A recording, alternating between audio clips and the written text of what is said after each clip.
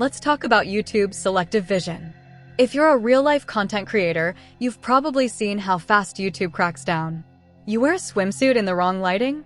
Boom, demonetized. You use the wrong wording in your title? Boom, age restricted. But now scroll a little deeper, and you'll find anime girls whispering "kiss me" in your ear, bouncing suggestively, role-playing in maid outfits, and racking up millions of views. Monetized, algorithm approved. The question is, why? Why does a VTuber saying lewd things get a pass, while a real person saying the same thing might get wiped out? Either the algorithm is blind, or someone at YouTube knows what they're doing, and they're protecting it. In this video, we're diving into the shadow side of VTubing, the NSFW avatars YouTube pretends don't exist, and how the platform lets them flourish.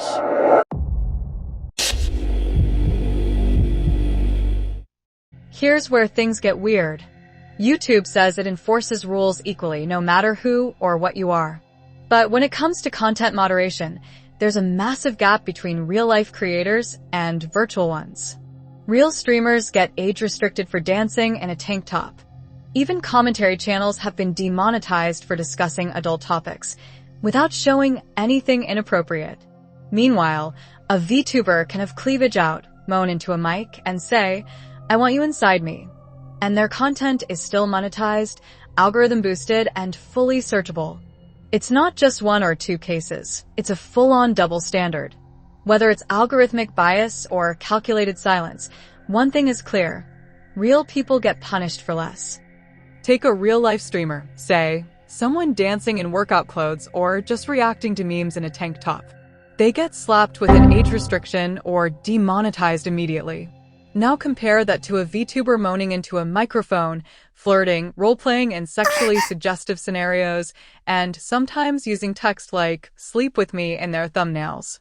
One gets punished, the other gets boosted. Even creators talking about adult topics, sex education, internet safety, or OnlyFans often find their videos demonetized just for using the wrong keywords. But somehow, suggestive anime avatars? They get a pass. The question is why? Is it because they're not real? Or because the audience they pull in is too valuable for YouTube to lose?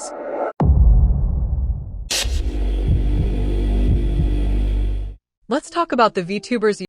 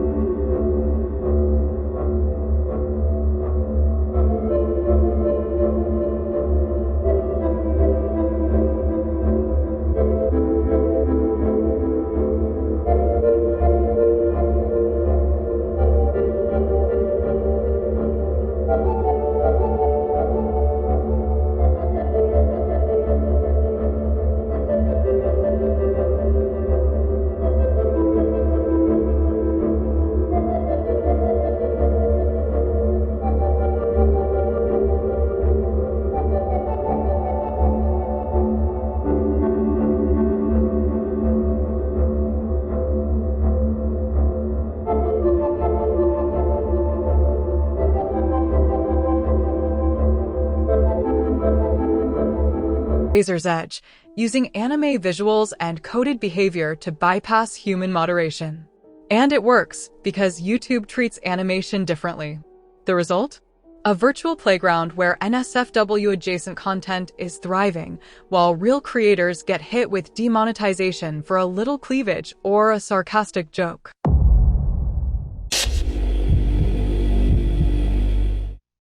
Here's where it gets weird. The rules completely change depending on whether you're real or animated. Take any female streamer who shows even a hint of cleavage. Maybe she's wearing a tank top, maybe the camera angle is slightly tilted, and suddenly, her content risks age restriction or demonetization. But if that exact same visual is drawn in anime style, suddenly, it's fine. This isn't just a hunch, we've seen it in real time. Creators like Amaranth or Indie Fox have been demonetized or suspended over outfits that you could easily see on a summer beach. Yet dozens of VTuber and anime-themed channels have thumbnails featuring hyper-stylized booba shots, underboob framing, and outfits so skimpy they'd never pass on a real body, and they're still monetized. Why?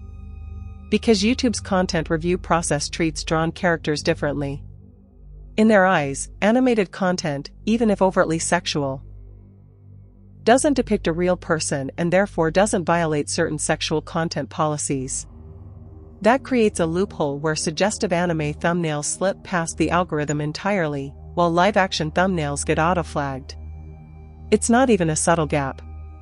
I can point to dozens of examples where a real-world creator got an age restriction for a bikini haul video, yet a VTuber thumbnail with a bikini that's basically dental floss stays live, no questions asked.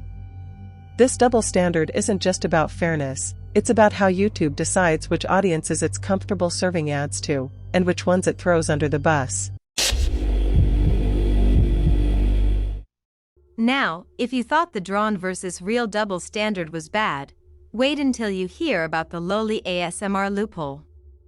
This isn't some obscure dark corner of the internet. These channels are right on YouTube, often with hundreds of thousands of subscribers, and they're monetized. Search for lowly ASMR or anime girlfriend ASMR, and you'll find dozens of videos where a character with an obviously childlike voice whispers things like "sleep with me," "I'll be your girlfriend," or even more explicit innuendo, all while wearing school uniforms or pajamas.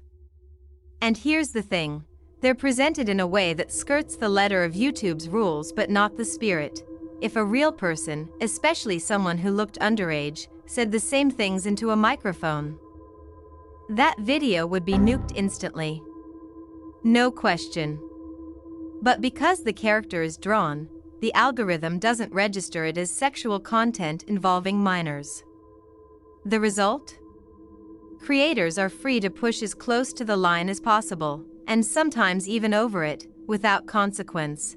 And this isn't just an algorithm problem. People have been flagging these videos for years. VTubers, anime fans, and even mainstream YouTubers have tweeted about it, pointing out the hypocrisy. Yet most of the flagged content remains live, racking up millions of views. The uncomfortable truth? YouTube isn't just ignoring this, they're profiting from it. Those ads you see before a lowly ASMR video? That's revenue going straight into YouTube's pocket. And as long as those clicks keep coming in, the system has no incentive to change.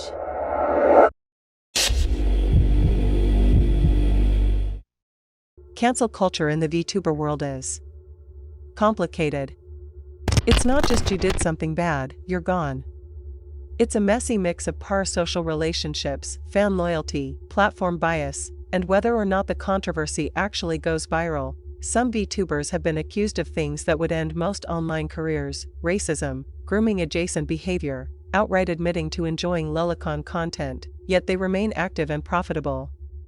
In some cases, their numbers even go up because controversy brings in more curious viewers. On the flip side, there are VTubers who were taken down in days.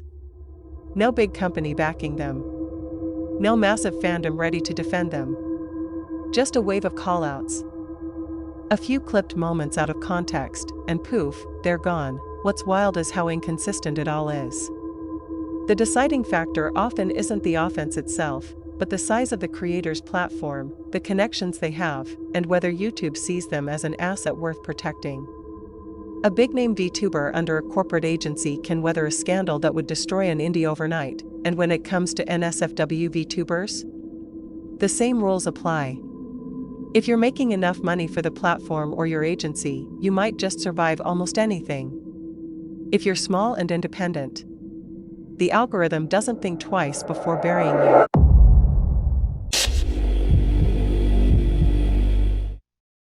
So after looking at all of this, the inconsistent enforcement, the loopholes in anime content, the way some VTubers survive scandals while others get erased overnight, one thing's clear: YouTube's rules aren't really rules.